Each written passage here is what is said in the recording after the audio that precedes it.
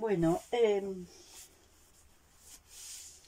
buena tarde, acá estoy intentando, yo una vez conté que escribí un libro y tuve una enorme decepción cuando la gente que leyó el libro se empezó a comunicar conmigo, porque la gente en el libro que yo escribí leyó cosas que jamás pasaron por mi cabeza. ¿Tá? Entonces, eso es el tema de la comunicación verbal. Y la enorme distancia que hay entre el emisor, el que emite el mensaje, y el que lo recibe, ¿no?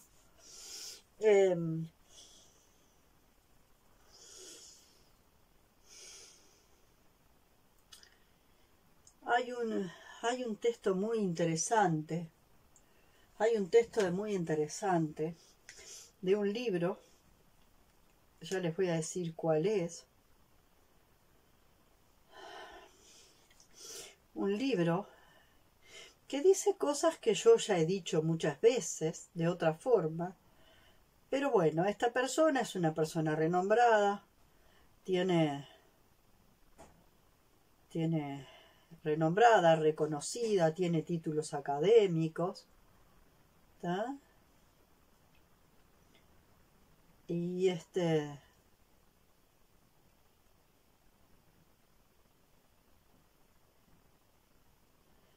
un libro, es un texto que lo voy a leer, porque me parece interesante, y después en todo caso les cuento de quién, les cuento o pongo en los comentarios el autor del libro. Yo voy a hacer la lectura de lo que este hombre plantea en ese trozo de texto, que además lo tomé de las redes.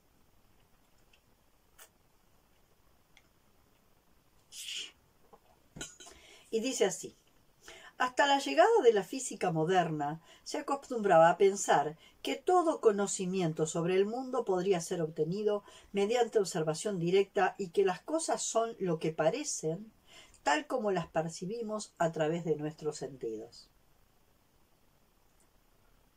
Quiere decir que la realidad, desde de la forma antigua de concebir la realidad, uno construía la realidad de acuerdo a los datos que nos daban los órganos de los sentidos. Y entonces resulta que, primero, en este pedacito, ¿qué es lo que yo percibo? ¿Y qué es lo que el otro percibe? ¿Y qué es lo que el otro y el otro y el otro percibe? ¿Todos percibimos igual? ¿O la percepción de cada uno está seteada por un montón de condicionamientos? Primero, ¿los datos de la percepción son certeros?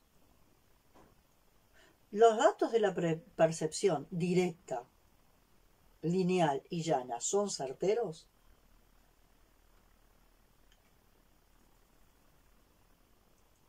Esa es la primera. Y luego, la interpretación de esos datos, ¿no? La interpretación de esos datos a través de nuestro cerebro que interpreta los datos. Nuestro cerebro tiene una neutralidad tal como para interpretar los datos que nos dan los órganos de los sentidos. Eso respecto a la experiencia de lo que de verdad veo, huelo, gusto, toco, ¿no? de lo que de alguna forma los órganos de los sentidos más conocidos y llanos nos dan. Los órganos de los sentidos biológicos, ¿no?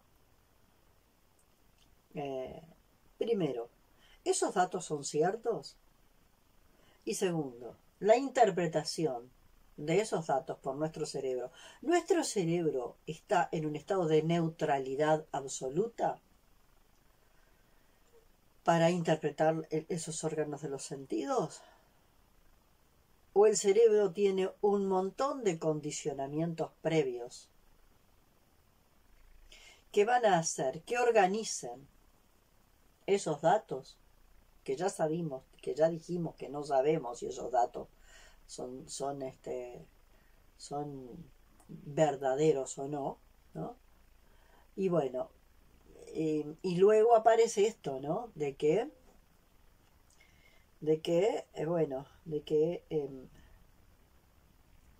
esos datos que no sabemos si son verdaderos son interpretados por un cerebro que no está en estado neutral, que tiene una carga previa y un diseño previo que va a hacer una lectura de esos datos y que va a organizar esos datos de acuerdo a unos programas previos. Dice, pero los éxitos espectaculares de la física moderna, que está basada en otros conceptos, por ejemplo, en los conceptos de Feynman, que chocan con la experiencia cotidiana, han demostrado que esto no es así. Por lo tanto, la visión ingenua, y yo le agrego, esa visión ingenua que yo diría lineal y acotada que nos dan nuestros órganos de los sentidos y que nos dan nuestros órganos de sentidos y que son interpretados por un cerebro que de alguna forma está, yo diría, ultra programado para percibir, para interpretar y organizar esos datos de acuerdo a un diseño previo.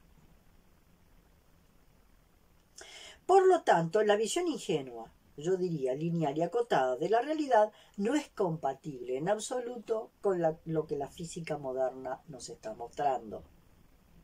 Para tratar con estas paradojas, adoptaremos una posición que denominamos el realismo dependiente del modelo. ¿Tá?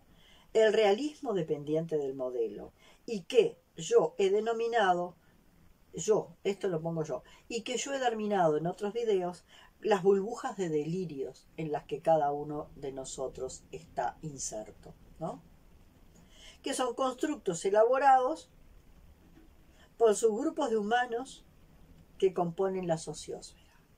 Y dentro de esos subgrupos que componen una burbuja colectiva de una cierta verdad compartida, está también la burbuja del delirio personal, basada en la idea de que nuestros cerebros interpretan los datos de los órganos sensoriales, elaborando así un modelo del mundo. ¿Tá?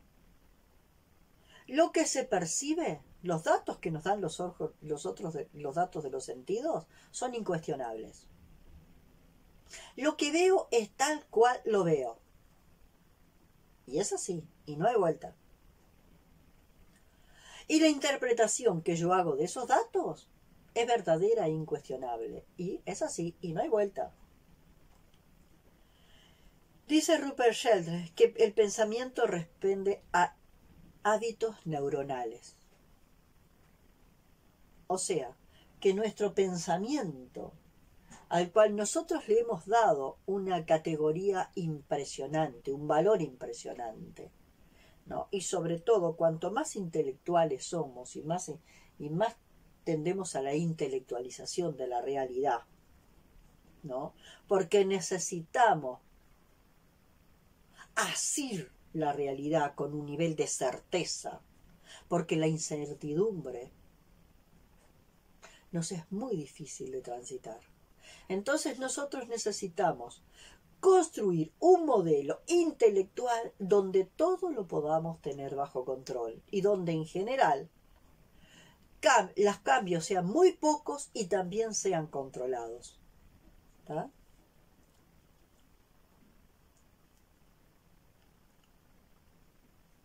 Dice este hombre: cuando el modelo explica satisfactoriamente los acontecimientos, le hace, nos deja junto con un grupo de pertenencia en un delirio compartido y en una cierta zona de confort.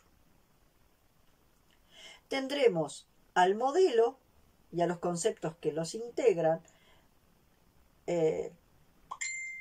como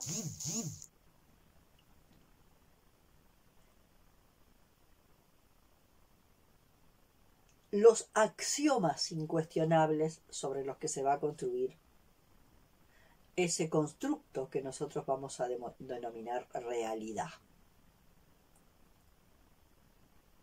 Desde ahí, nuestro delirio, el delirio de mi grupo, es incuestionable. Y mi delirio particular dentro de ese pequeño grupo donde tengo ciertos niveles de afinidad, también es incuestionable. Es la verdad absoluta. Lo que yo veo y lo que yo interpreto de eso que está allá afuera es la verdad.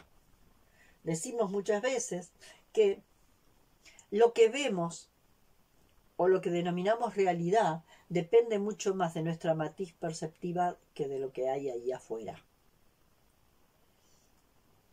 Dice, pero podría haber otras maneras de construir un modelo de la misma situación concreta, empleando en cada una de ellas conceptos y elementos totalmente diferentes, ¿no?, para interpretar los datos e inclusive para hacer la lectura, ¿no?, de los elementos que nos da la percepción. Y de hecho sucede así. Unos grupos se encierran en sus burbujas de delirios compartidos y luchan contra otros grupos encerrados en otras burbujas de sus delirios compartidos, siendo que cada uno de ellos su propio delirio, ¿no?, es considerado como la única verdad verdadera, y de ahí no se sale. ¿Cómo sabemos? ¿Cómo sabemos? El observador crea lo observado. Por lo tanto, los observadores de cada uno de los integrantes de esos grupos se organizan en torno a un modelo y desde ahí co-crean una realidad que confirma el modelo. Eso de alguna forma tiene que ver con los modelos científicos anteriores, ¿no? Lo que se decía, lo que se hablaba de corroboración, ¿no?, de corroboración de una hipótesis. La hipótesis era corroborada dentro del mismo campo. Por lo tanto, era muy difícil que esa hipótesis fuera invalidada. En general, lo que va a suceder es eso. La hipótesis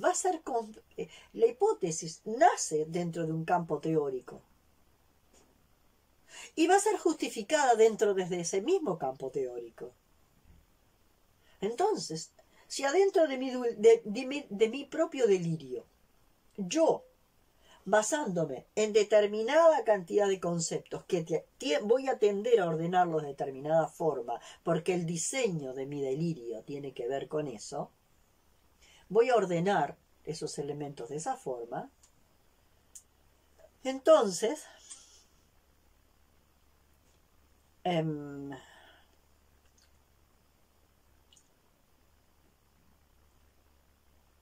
hay una altísima cantidad de probabilidades de que dentro de la misma burbuja de delirio la hipótesis sea confirmada, porque todo se prepara para la autovalidación de la hipótesis.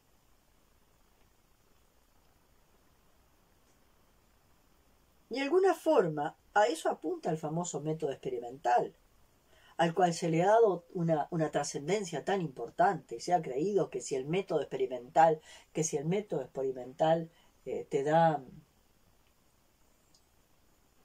corrobora una hipótesis, esa hipótesis casi, la epistemología dice que no, pero digamos que casi llegaría a un nivel tal que esa hipótesis sería equivalente a la verdad y a una verdad absoluta, que no es lo mismo que la realidad. Alguien preguntó, ¿esto está relacionado con la fenomenología? Por ahí va. Por ahí parecería que va.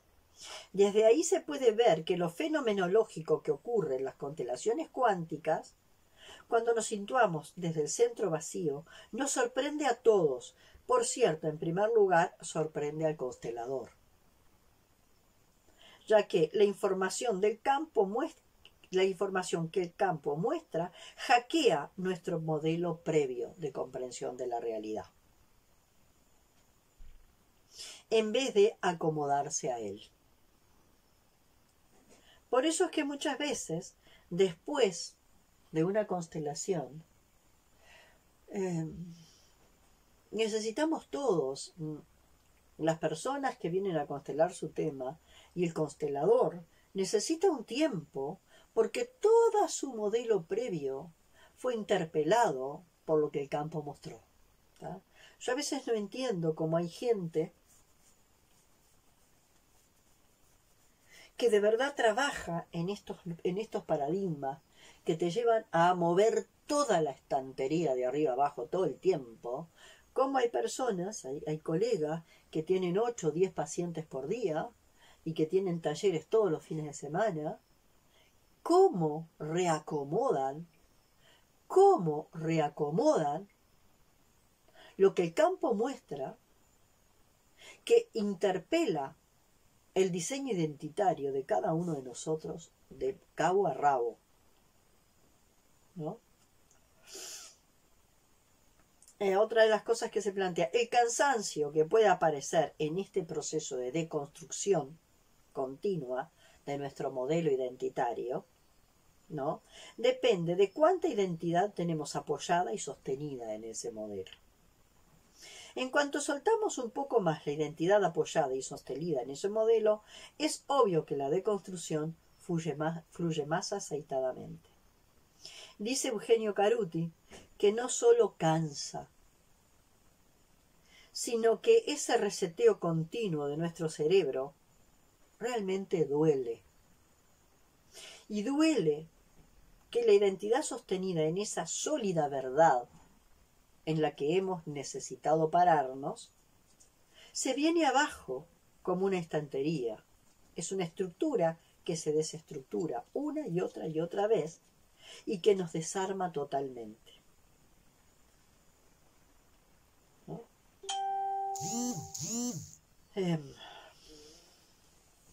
Entonces, yo muchas veces comento, nosotros tenemos, a ver dónde tengo la cajita de los... Me van a tener que esperar un segundito. Esto también empieza a suceder en estos videos. Voy a ir a buscar la cajita donde tengo los marcadores.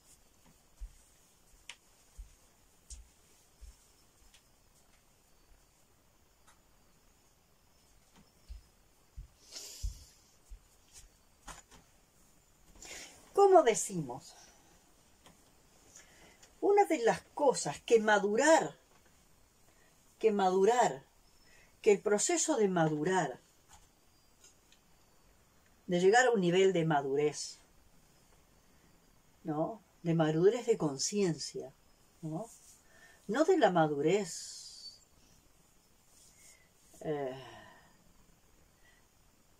que habla de funcionar activamente en el mundo, sino de la madurez de conciencia, que implica ir encontrando mayores niveles de coherencia interior.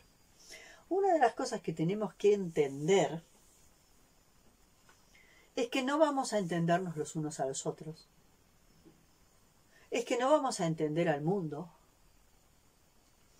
Y es que todo intento de entender a los otros y entender al mundo, de alguna manera es falso.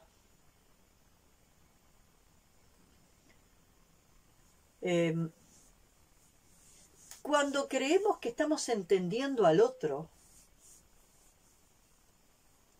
en realidad lo que está sucediendo es que estamos siendo desotrados, o sea, dejando de ver cómo vemos para pensar y ver el mundo a través de los ojos del otro. Eso pasa en la educación, nos pasa con nuestros padres. Nuestros padres tienen una manera de ver el mundo. Y esa manera de ver el mundo, y si todavía tenemos la suerte de que mamá y papá, la suerte o la desgracia, no lo sé, de que mamá y papá tengan una mirada parecida de la realidad, unos lentes, una matriz perceptiva parecida de ver la realidad, entonces lo que va a suceder es que nosotros vamos a tomar prestados esos lentes y vamos a mirarlo, la realidad, a través de los lentes de mamá y papá. Y punto. Entonces, los padres somos desotradores, netamente desotradores. Fuimos desotrados y vamos a ser desotradores. Nosotros no somos capaces de una percepción neutra que me permita ver a ese niño recién nacido como un otro. Me contaba recién una persona, hace poco rato en una conversación, que a una niña de 2 meses que intenta llorar, porque necesita llorar, porque necesita destraumatizarse, porque el proceso del parto le generó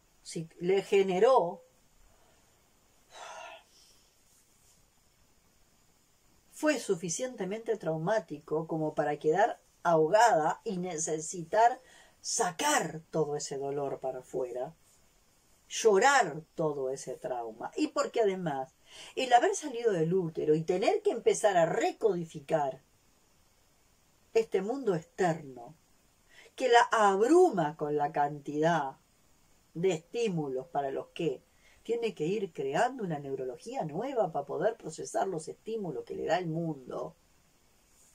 Que una mamá le diga a una nena de dos meses, otra vez llorando, mijita, qué fea. A las niñas que lloran tanto se les arruga la cara. Qué fea que estés llorando.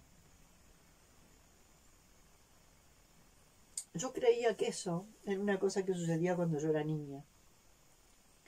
Que una persona joven, de 30 y pocos años en el mundo actual, y con la cantidad de información que hay por todos lados, que hoy le diga a una hijita de 2 meses unos conceptos tan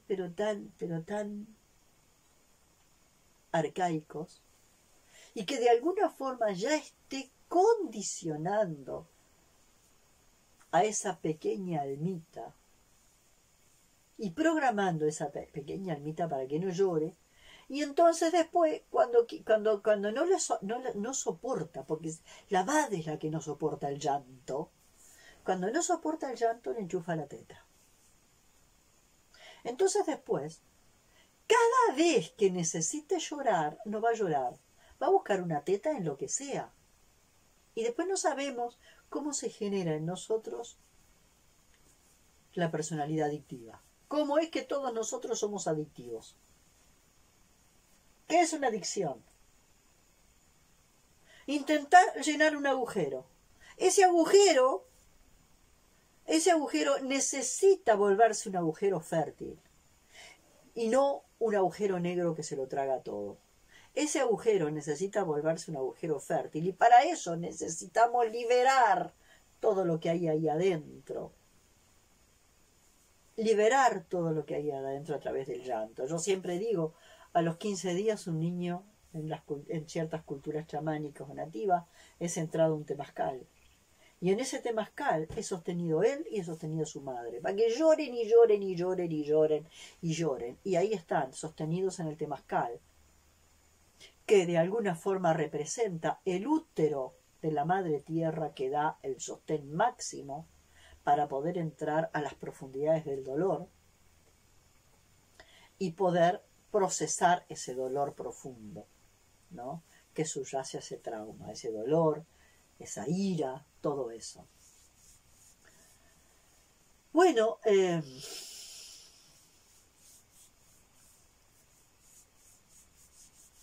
ese comentario, yo me pregunto, ¿qué hacemos cuando una persona conocida y cerca está haciendo eso? ¿Qué hacemos? ¿Nos callamos la boca?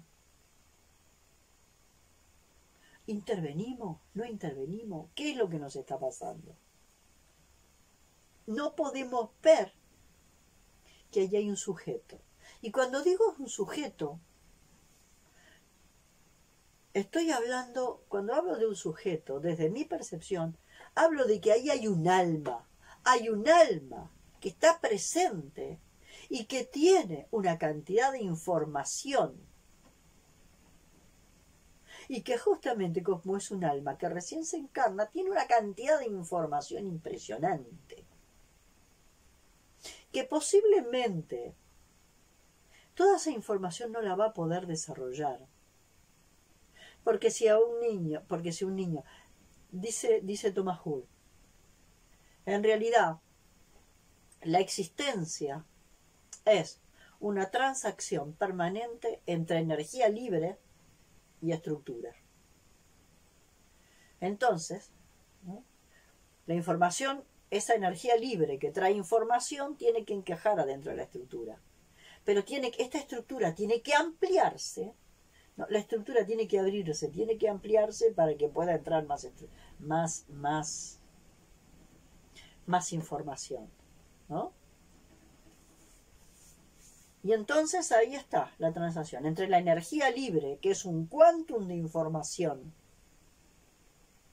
abstracta, que va a tener que entrar dentro de una estructura concreta, ¿no?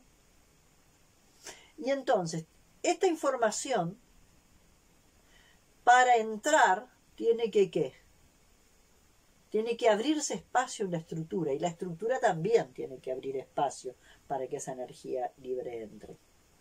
Ahora, si yo a esa estructura la estoy volviendo cada vez más rígida, ¿tá?, con el no llore, mijita, ¿no? Si yo estoy congelando desde mis propios traumas a una estructura como la estructura, ¿no?, la estructura neuropsicológica de un niño, ¿no?, y lo estoy programando para que no llore, ¿no?, entonces todo lo que tiene que sacar no lo saca. Al contrario, todo lo que tiene que sacar para afuera no lo saca. Lo tiene que guardar, y arriba de eso, para que lo guarde, le pongo el tapón de la teta. La teta tapón. La teta tapón. La teta calmante, la teta tapón. Y después no sabemos por qué el humano es adicto. Adicto a tetas tapones. Cualquier cosa funciona como teta tapón. Busco una pareja como teta tapón, porque no tengo el coraje. No tengo el coraje de sacar este dolor que me produce, reconocerme solo y asumirme solo. Y como no tengo la capacidad de reconocerme solo o sola y asumirme solo o sola, solo conmigo, en un vínculo que tiene que ser más profundo de mí conmigo, voy a salir a buscar la teta tapón. El alcohol, la droga, la pareja, los adictos al trabajo,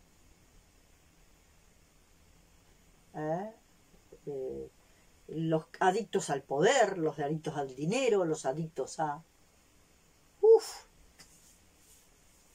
Entonces ahí nos damos cuenta que el humano tiene una personalidad adictiva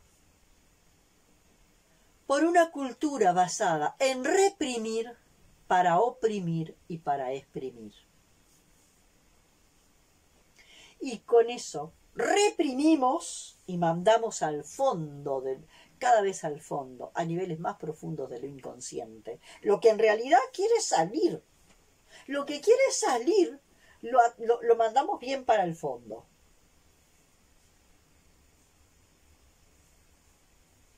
Y entonces, supuestamente esa educación amorosa, digo, salimos de la pedagogía de la crueldad para pasar a esta pedagogía de la amorosidad, que no es la pedagogía de la liberación ni de la conciencia.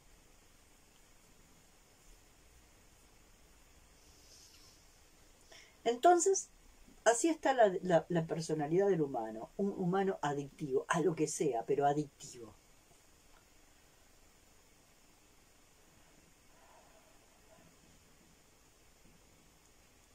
Y no es ni qué es lo que usamos,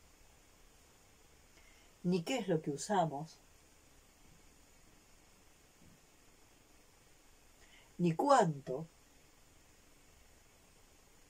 ni cómo. Las preguntas es el por qué. ¿Por qué? ¿Y para qué? El por qué más claro es porque el contexto me bloqueó la posibilidad de sacar de adentro para afuera, de adentro para afuera. Y ese sacar de adentro para afuera no es salir a expresarle al contexto. Es sacar de adentro para afuera lo que tengo que sacar y ponerlo acá. Y observar esto. Saco esta tristeza tan profunda y la pongo acá. Y la observo. Y tengo que saber que la primera percepción que yo tengo de esta tristeza, o de esta rabia, o de esta desazón, o de este cansancio, la primera percepción no es la válida. La primera percepción está condicionada por ese cerebro interpretador. Entonces, esa primera percepción la observo, ya sé que esa no es. Miro de vuelta un poquito más profundo y sigo yendo más profundo, más profundo, más profundo. Y voy a ir viendo que la primera capa es siempre, los psicólogos en general dicen, uno tiene que ver que la historia que el paciente cuenta es la historia que el paciente cuenta para evitar hacer contacto con la historia que de verdad es la que importa. La verdad, la verdadera historia jodida no es la que el paciente cuenta, no es la que nosotros cada uno sin ser paciente. La historia jodida no es la que nos contamos a nosotros mismos. La historia jodida que contiene la carga de trauma no es la que nos contamos. Esa es la explicación que nos deja en nuestra zona de confort.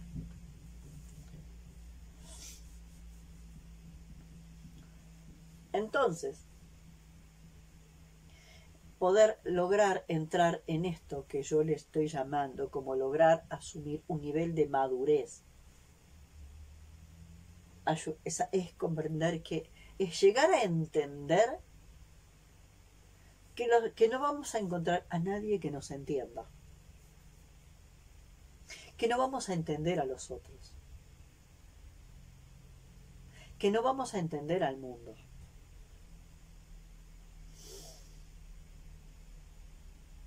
No vamos a entender a los otros, no los vamos a entender.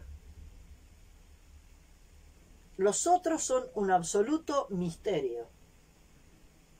Nosotros lo que vamos a tener del otro es una representación organizada por nuestro cerebro que va a organizar los datos a nuestro gusto y gana. ¿Tá? Entonces, desde ahí, nosotros vamos a tener una representación del otro, que es una construcción una imagen que nos armamos nosotros del otro, que en realidad no nos acerca al otro, nos aleja del otro. Esa imagen que nos hacemos del otro nos aleja del otro. Y después está todo lo que las expectativas o todo lo que nosotros creemos que queremos en la vida. Queremos algo de la vida. y creemos que los otros tienen que ser las piezas del tablero de ajedrez donde nosotros vamos a armar el juego. Entonces, por ejemplo, yo quiero cumplir con los mandatos de este mundo burgués capitalista. Y el mandato de este mundo burgués capitalista, ¿qué te dice? Que a determinada edad tenés que estar casado o casada, tenés que tener un trabajo medianamente estable, tenés que estar casado y tenés que tener hijos. Y entonces ahí tenés el modelito de la pequeña familia burguesa, ¿no? De lo que en esta cultura occidental y burguesa se espera que tengas. Entonces, como yo tengo esto previo, ¿no? Este tablero previo, donde me armé un mapa, yo tengo este tablero previo, donde me armé un mapa, ¿no? Una imagen de lo que yo quiero en la vida. Entonces, en este mapa de lo que yo quiero en la vida, me armé que quiero una casa así, que adentro de la casa quiero una mujercita de tales características, que funcione como yo quiero que tiene que funcionar esa mujer, y que tiene que tener tales cantidad de cosas, ¿no? Y que tiene que tener hijito, y que tiene que tener esto, y que después tiene que tener un caminito, y tiene que haber un vecino, y tiene que haber un amigo, y todo lo demás. Este es el mapa mi mapa de expectativas. Y yo soy el jugador, que estoy acá.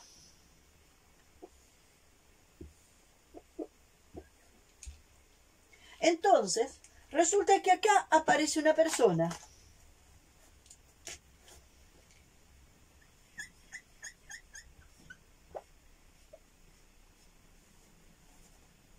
¿qué miro yo? ¿Miro a la persona como tal? ¿O miro a esto? ¿Qué es lo que yo quiero? Si yo miro a esto que yo quiero, voy a intentar forzar a esta persona para que se meta acá. Y que posiblemente yo logre que eso suceda. Posiblemente logre encontrar que una persona quería este mapa y logre que una persona que no sabe qué mierda hacer con su puta vida logre colocarse acá y estar ahí en ese lugar que esta persona le ofrece. Entonces esta persona que está acá y también está desdoblada, está acá, ¿no? La mujer, la madre, el padre y el niño. Pero esta persona es esta misma. ¿Se entiende? Esta persona que está acá, esta persona es esta misma. Entonces, esta persona que está desdoblada, que tiene su personaje acá, en su teatro de títeres, puede lograr que esta persona entre acá, ¿no? Y que esta persona entre y se encaje ahí. Y entonces esta persona hace que éste haga lo que se supone que en este teatro tiene que hacer. Y que ésta haga lo que tiene que hacer y que éste haga lo que tiene que hacer, de acuerdo a una imagen que tiene adentro de ese deber ser. Pero entonces esta persona no está mirando a esta. Esta persona tiene los ojos metidos en esto. En este enorme escenario de teatro, que es, por ejemplo, en este caso, el caso de la pequeña familia burguesa, con el orden donde este señor se coloca acá como el papá, trae una mujer y la coloca ahí, y puede haber alguna mujer que la coloque acá. Este puede ser una mujer y mete al hombre acá. Entonces fíjense lo más fuerte. Estas historias que se dan por oposición. Cuando aparece que una mujer determinada, se armó este cuadro y consiguió un hombre que encaje acá, es posible que a un hijo intente hacer lo mismo con una mujer de lo que una mujer le hizo a su papá. Supongamos que la mujer sea su madre o sea otra pareja de papá. Las dos caras. La primera historia es que una mujer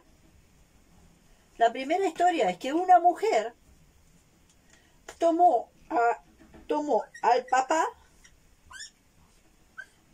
Esta mujer tomó a este papá y lo metió acá.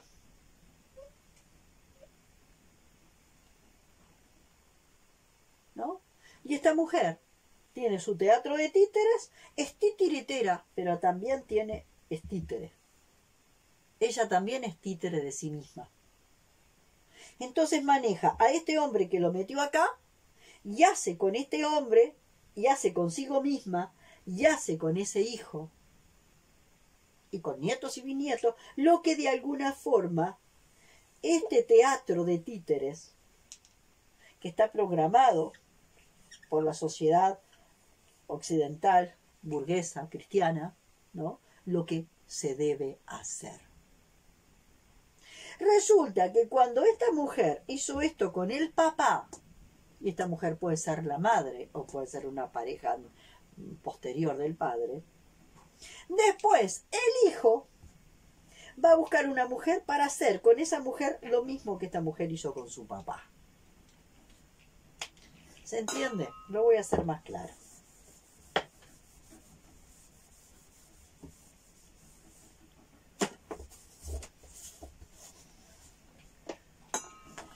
Acá está el modelo.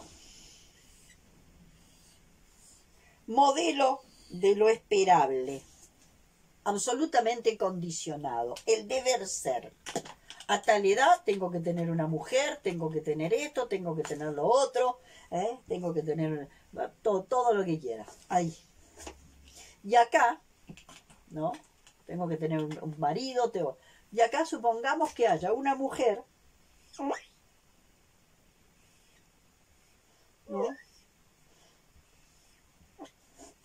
Que su sueño es justamente ese. Tener una casita. En esa casita se coloca ella misma. Porque ahí está como nos convertimos en nuestros propios títeres. Este le va a decir a este lo que tiene que hacer. Y después lo que va a hacer, va a buscar un hombre que se convierta en su pareja. Va a buscar un hombre que entre ahí y que calce. Y con ese hombre, esta mujer, con ese hombre, van a tener un hijito. ¿No? Y después van a salir y en este mundo van a tener determinadas vidas sociales y demás. Aunque lo más importante se va a desarrollar ahí adentro. ¿No? Supongamos que este hijito vio como esta mujer tomaba un hombre y lo metía acá, dentro del teatro de títer. Este hijito tomó el modelo. Este hijito va a salir de ahí,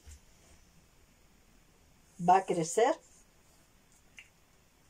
y se va a convertir en un hombre que va a hacer exactamente lo mismo que hicieron con su padre, en versión opuesta.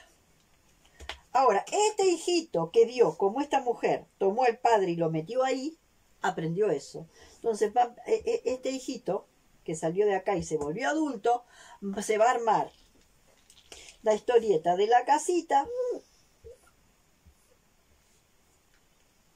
Va a tratar de encontrar una mujer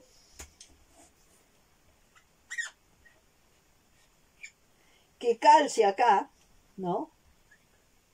en su modelo, ¿está? Se va a colocar acá como el hombre de la casa, que va a ser un hombre distinto a este. ¿Se entiende? Porque este hombre va a estar conectado con quién. Este hombre está conectado con quién, con este cerebro.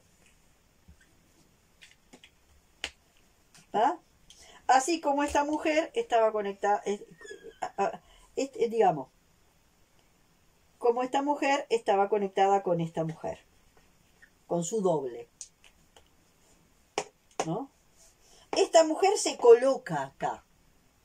Y este personaje de esta mujer va a ser su identidad autoidealizada, que va a buscar un hombre que le calce justito.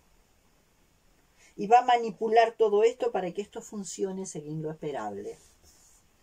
Este niño criado en este modelo va a venir acá y va a querer hacer exactamente lo mismo.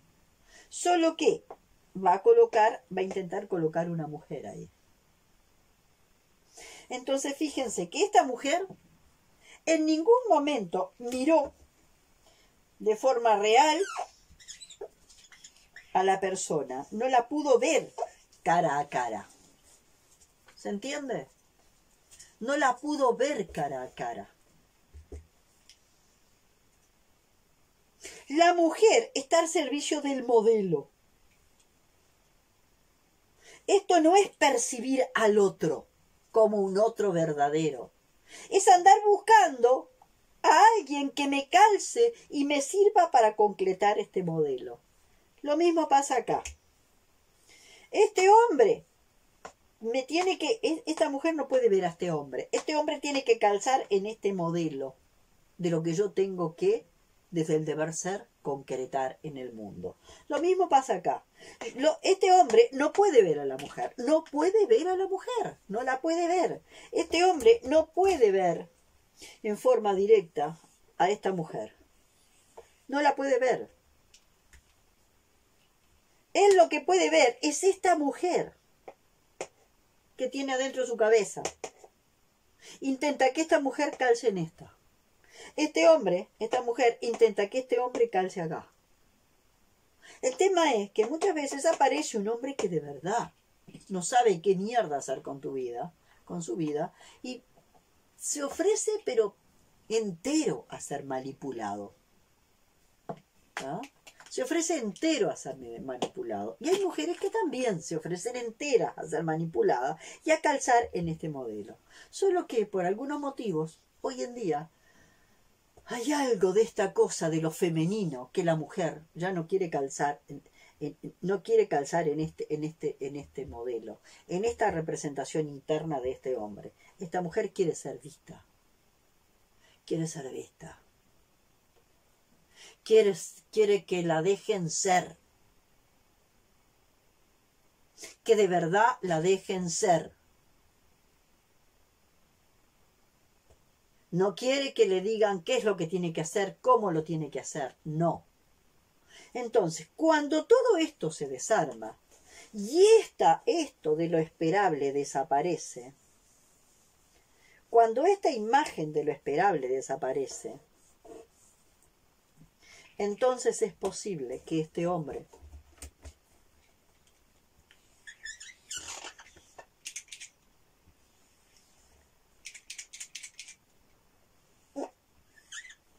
bueno, dejó de andar.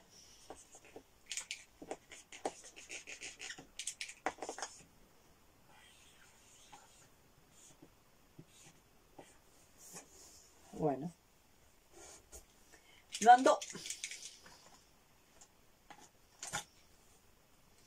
Ando más. Tengo otro acá, vamos a ver si anda.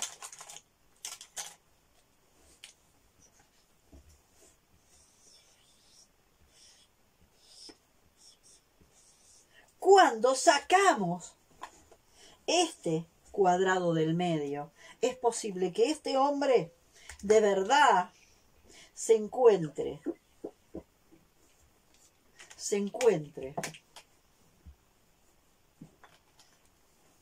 de corazón a corazón. Que se dé esta conexión directa de corazón a corazón.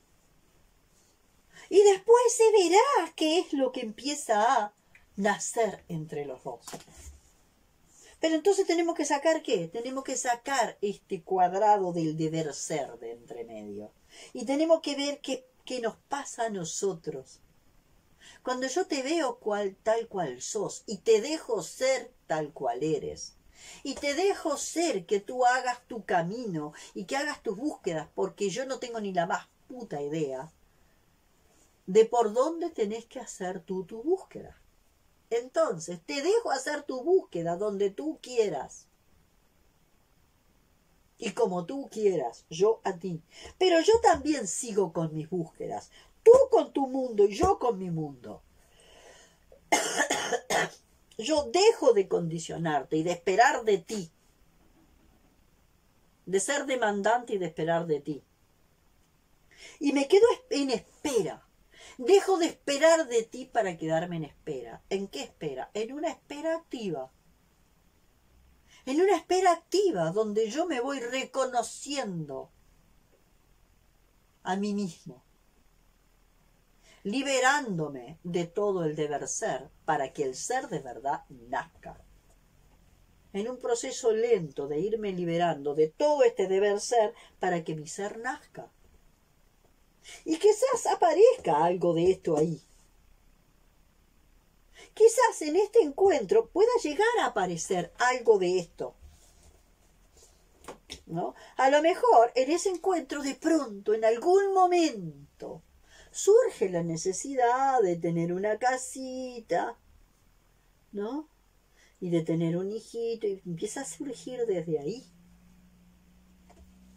Pero surge del encuentro del yo y el tú. Del encuentro genuino entre el yo y el tú. Y no de yo verte a ti y quererte meter acá. Que calces donde yo quiero. Para cumplir esto que es lo que yo quiero cumplir.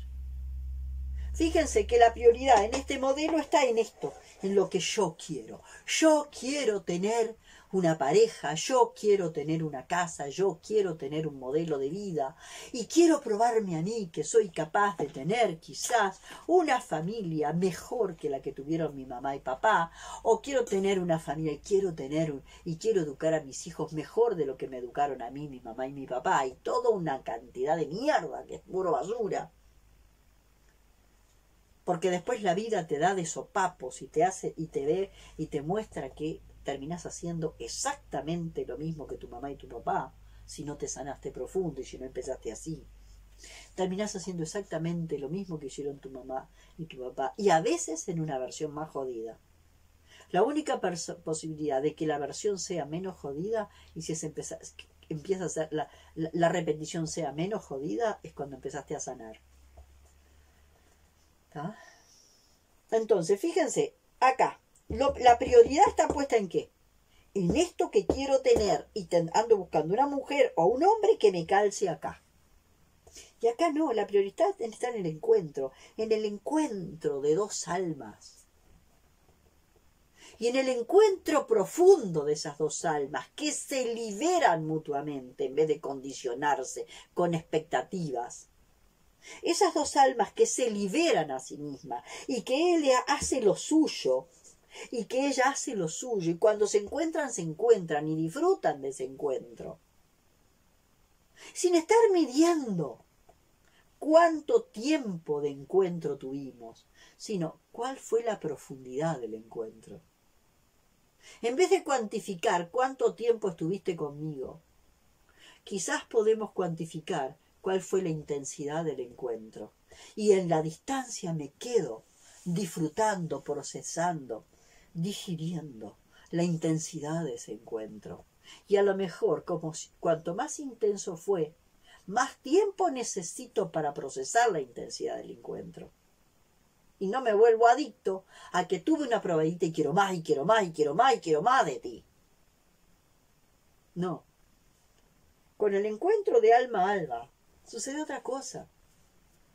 sucede otra cosa bien diferente. Sucede que cuanto más intenso fue el encuentro, más tiempo necesito para estar conmigo, para procesar esa intensidad. Y para que esa intensidad de ese encuentro, que tuvo de todos los colores, que tuvo cosas maravillosas, cosas terribles, cosas de esto, necesito procesar y entender eso que decíamos, poner acá. Y quedarme con eso. Pero no es pasarlo por la mente, es pasarlo por el corazón, pasarlo por el alma.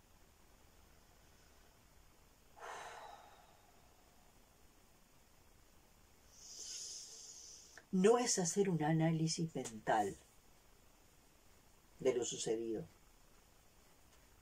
No es hacer un análisis mental de lo sucedido. Es otra cosa. ¿No? Es pasarlo por el cuerpo y por el alma. Es dejar la mente analítica de lado, que es la que desde el deber ser y de todos sus programas distorsiona todo.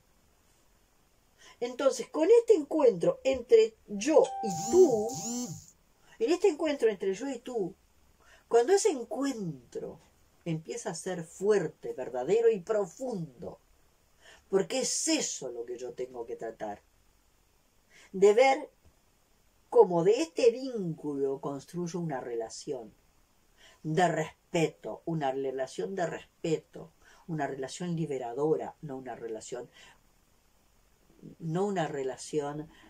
condicionadora de que yo quiero que tú hagas y de que yo quiero que tú hagas porque yo quiero que calces acá.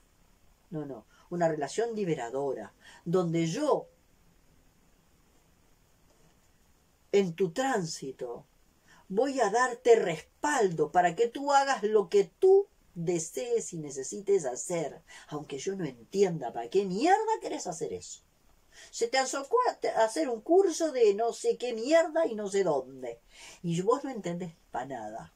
No entendés un carajo para qué esa pareja tuya decidió hacer un curso de no sé qué. Ni para qué. No entendés. Pero hay un propósito en eso, que la persona tampoco al principio sabe por qué. Y por algo la persona siente que tiene que hacer ese curso, yo qué sé, de aprender a descular hormigas, no sé con quién. Y a vos te parece absurdo. Pero vos no estás adentro de esa persona. A lo mejor esa persona tiene que ir a hacer el curso de descular hormigas con aquello, y vos no entendés un carajo para qué.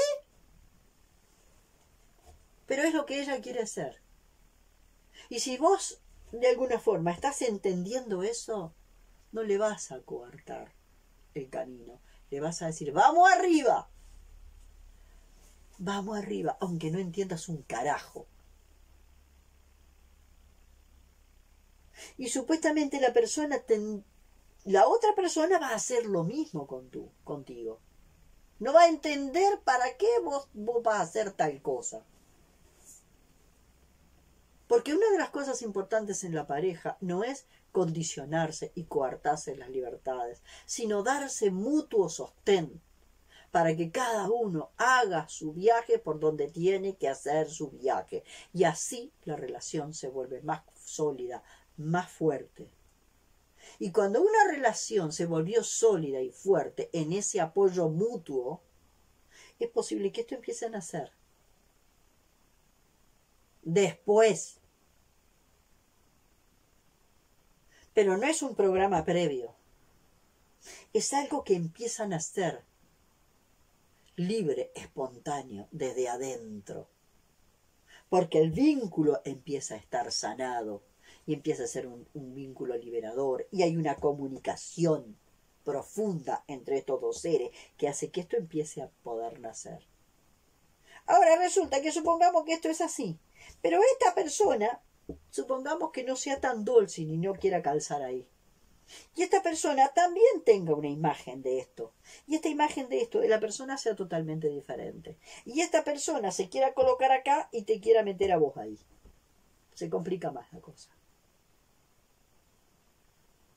Entonces venimos de una cultura, como yo lo vengo diciendo siempre, que estamos cargados de deber ser y de expectativas puestas en este deber ser. Y este deber ser no permite que el ser que tiene que empezar a salir de ahí sea.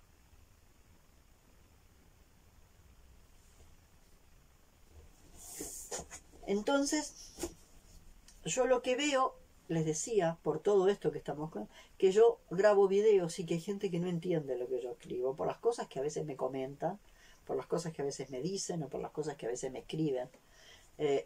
Muchas veces veo que no entienden lo que yo planteo. Lo que yo digo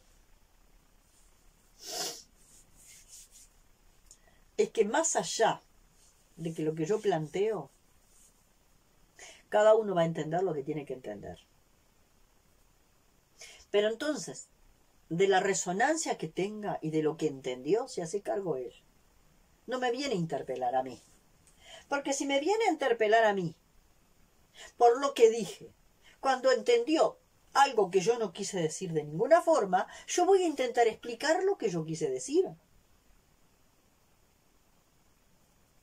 Entonces, si esto es un disparador para que cada uno logre un diálogo profundo de uno consigo mismo, lo más probable es que muchas personas no entiendan, no hagan una lectura totalmente diferente de lo que yo estoy diciendo. Hay tantos libros como lectores, y yo diría más, hay tantos libros como lecturas. Porque yo leo un libro hoy y lo leí hace 3 años y lo leí hace 10 años, y lo que entiendo de ese libro es totalmente diferente, porque yo ya no soy el mismo. Entonces, hay tantos libros como lecturas.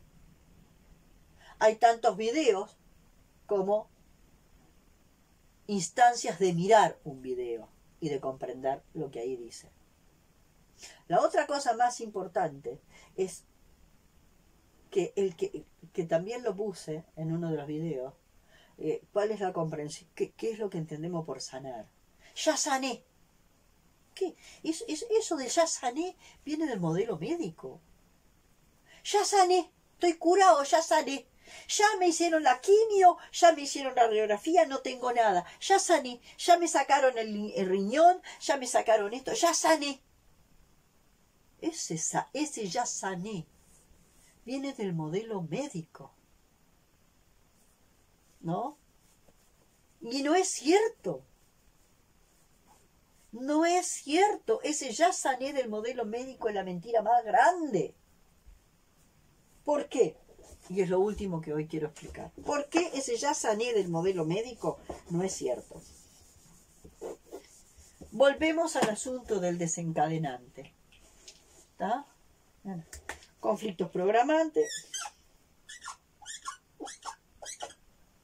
¿Está? Empieza acá el proceso, ¿no? Este decíamos que era la instancia o elemento desencadenante. Empieza el proceso de la enfermedad, y empieza a ponerse en el cuerpo. Acá es cuando se visibiliza como síntoma. Se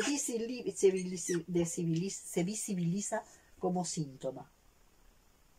Entonces, lo que va a hacer el modelo médico común no va a ser entrar a mirar esto y a mirar esto.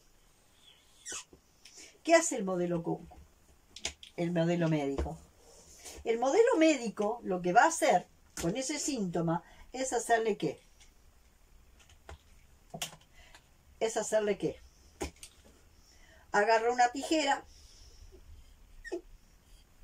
y ¿qué hace con el síntoma? Lo elimina. Con una operación, con la quimio, con la radio, con los medicamentos, con lo que fuera, ¿qué hace? Elimina el síntoma. Fantástico. Elimina el síntoma, entonces todo esto ¿qué pasó? ¡Ya sané! Entonces este elemento desencadenante fue desoído. Se volvió un elemento programante más. Otro elemento desencadenante que va a ser más grave. Supongamos que este fue un primer infarto, pequeño. Acá vuelve un infarto más grande. Bien, le hicieron una operación al corazón, patatín, patatán, le pusieron no sé qué, una válvula. Bueno, pero esto no fue visto. Y esto ahora se le sumó esto y esto. Volvemos acá. La visibilización del síntoma, que ahora la visibilización del síntoma es mucho más grande, porque si no pudiste despertar con un pequeño infartito, ¿no? Y empezar a revisar todo esto, no pudiste empezar a revisar todo esto con un pequeño infartito, ahora te va a venir un infartazo gigantesco. ¿Ah? Entonces, ¿qué viene? Viene de vuelta la medicina tradicional. Agarra este síntoma y ¿qué? Lo elimina. El ya sané de lo médico es lo elimina. Pero esto sigue sin ser revisado. Y esto pasa a nivel individual y a nivel colectivo.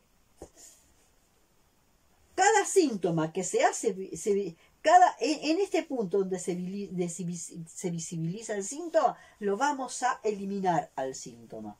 No me importa con qué. Con el coronavirus ahora, con el dióxido no sé qué o con no sé cuánto.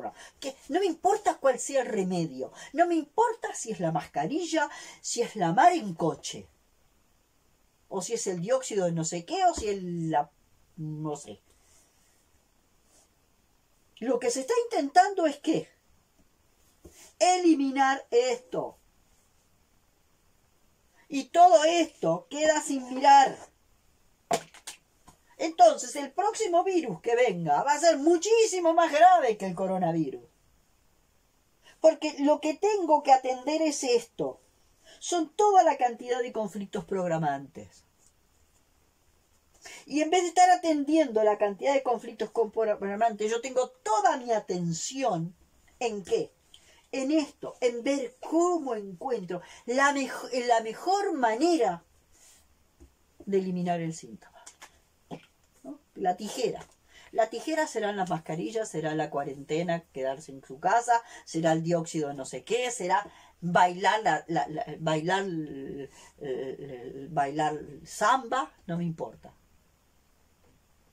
Si yo no empiezo a ver esto, va a volver a pasar lo mismo. Va a volver a pasar lo mismo. Más todavía, más carga de conflictos programantes. Elimine el síntoma. ¿No? Elimine el síntoma. ¿No? Y acá la carga aumenta. La carga de conflicto transgeneracional aumenta. ¿Sí? Otro síntoma que va a ser mucho, el síntoma se va a visibilizar de una forma muchísimo más grande. ¿Qué va a ser? ¿Viene qué? Viene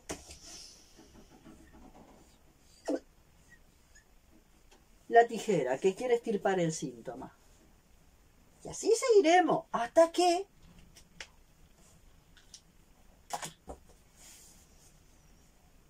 no sé, nos tengamos que poner 800.000 vacunas y tengamos que pasar el día y la noche entera tomando medicamentos. Entonces vamos a hacer aquello que yo decía, salir de la mutualista, ya no va a alcanzar con salir de la mutualista con la bolsita de medicamentos.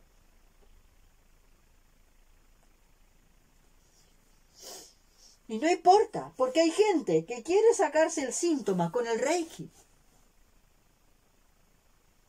Y hay gente que quiere sacarse el síntoma tomando yuyito.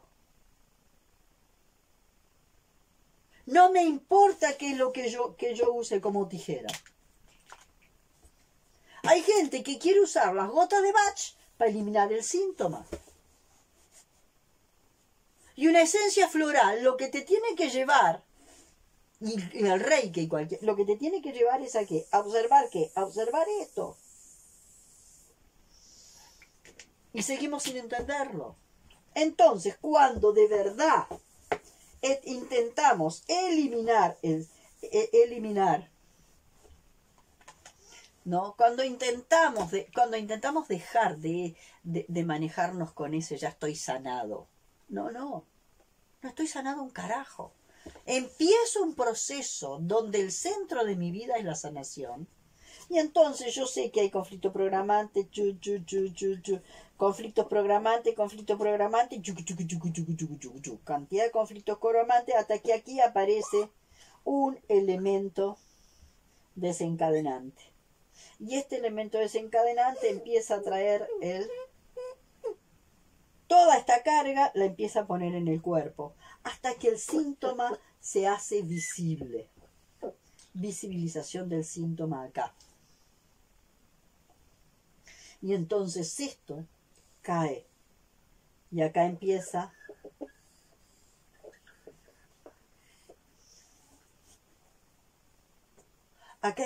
en la caída empieza la curación. Decíamos que en esta fase hay una identificación con los perpetradores,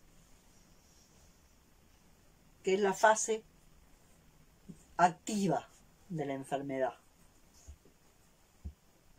Y acá hay una fase pasiva de la enfermedad.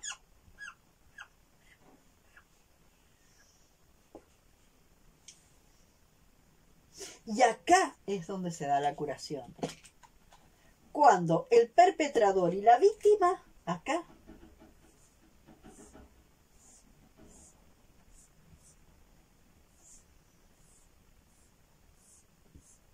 cuando el perpetrador y la víctima acá se reconcilian.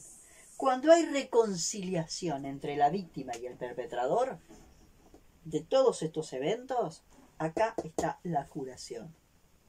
Entonces tenemos que pasar por esto muchas veces, pero está una posibilidad de trabajar todos esos conflictos programantes sin necesidad de ¿qué?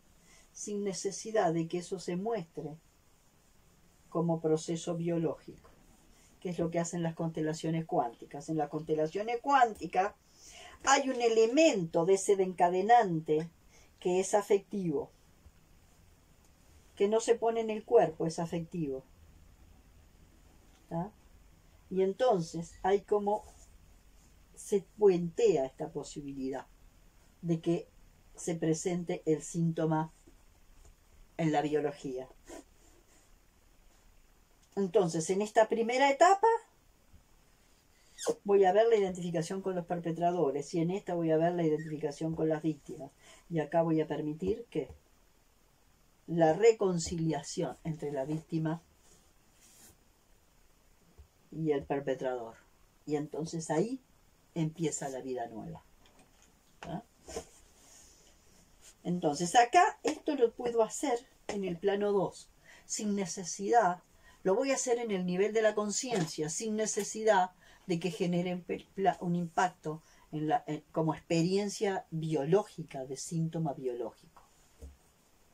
Bueno, a veces lo podemos hacer así, otras veces no.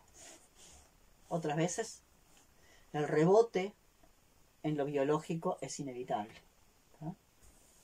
Entonces, esto es bien importante. No hay un me sané. ¿Ah? Ya sané la relación con mis padres. No. Empezaste un proceso de sanación. Ya sané la relación con la mujer. Ya sané la relación con el hombre. Ya sané la relación con los... No hay un sané. Hay un ir sanando.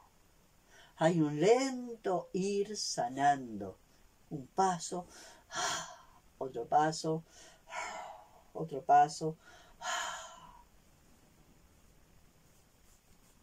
Entonces,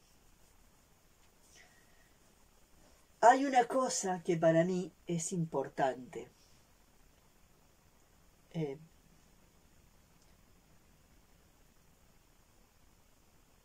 Bajando a tierra, que es la paz.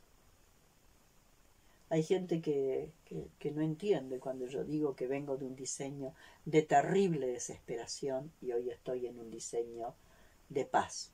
Y paz no significa ser pacifista. Hay gente que cree que paz, que vivir en un estado de paz es ser pacifista. La paz es un estado interior que es capaz de sostenerme en un estado de paz aún en el medio de un enojo, porque no tengo conflicto con ese enojo. ¿Se entiende? La paz no quiere decir que ahora soy un pacífico pacifista. La paz es una cosa mucho más profunda. Tiene que ver con el dejar de tener conflicto con el conflicto, con dejar de tener conflicto con el enojo, con dejar de tener conflicto con lo que siento. Es una reconciliación entre yo conmigo. Y en esa reconciliación entre yo conmigo, dejo de tener conflicto con el conflicto, dejo de tener conflicto con el enojo. Me enojo, tengo el enojo, expreso el enojo, y como expreso ese enojo desde un lugar de paz interna, ese enojo está enraizado en ese núcleo interno de paz. Y sin embargo estoy enojado. Pero ese enojo está asentado en un lugar de enojo genuino.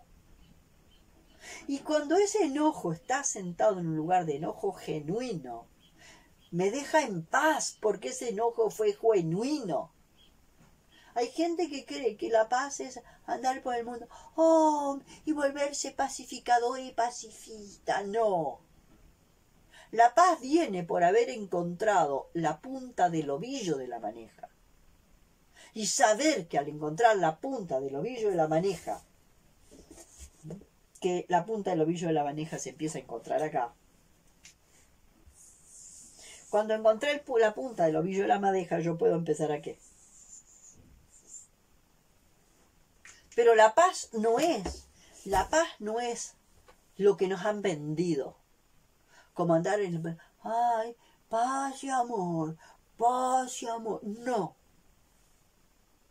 Es un núcleo de paz interna que hace que tu enojo sea genuino. Y cuando tu enojo sea genuino y vos internamente sentís que ese enojo es genuino, después del enojo, lo que vas a sentir es un estado de expansión. Porque no sentís culpa, no sentís... Entonces ahí está lo que de alguna forma llamamos las metaemociones, que son genuinas,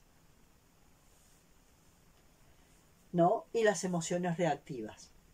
¿No? Metaemociones o emociones primarias, o emociones reactivas y emociones secundarias, que eso creo que ya lo hablé en algún otro video, pero a lo mejor está bueno que lo retome de vuelta, lo que son emociones primarias o metaemociones y emociones secundarias o emociones reactivas. Bueno, entonces, esto es bien importante. Vos no le podés decir a alguien, no le podés hacer una descripción brutal de lo que es un orgasmo, pero hasta que la persona no tenga un orgasmo, no va a saber de qué estamos hablando. No va a saber. Vos le podés hablar a una persona de la paz, y la persona, hasta que no haya tenido esa vivencia de esa paz, que no es un programa de autopacificación y de pacificación, es otra cosa, es una cosa más genuina, es una conexión mucho más profunda, de una plena confianza conmigo, ¿no? Y con lo genuino de esto que estoy sintiendo. Y no es que el enojo lo saco, que enojada agarro un palo y salgo a darle palo al mundo. No. Contacto con ese enojo y lo observo. Y si hubo alguien que me detonó ese enojo, si hubo alguien que de alguna forma me tocó algún lugar, bueno, me voy a tomar un tiempo bien importante para ver que en qué lugar esa persona me tocó y activó este enojo. Hasta que va a llegar un momento que el enojo que salga sea siempre una metaemoción y no un enojo reactivo. Un metaenojo o un enojo genuino. ¿Ah? Bueno, era lo que tenía como para poder decir hoy. ¿Ah? Bueno, siempre hay elementos externos de personas cercanas por acá o por allá que me hacen preguntas, que me hacen preguntas y que me dan como temas como para seguir hablando. Hasta luego.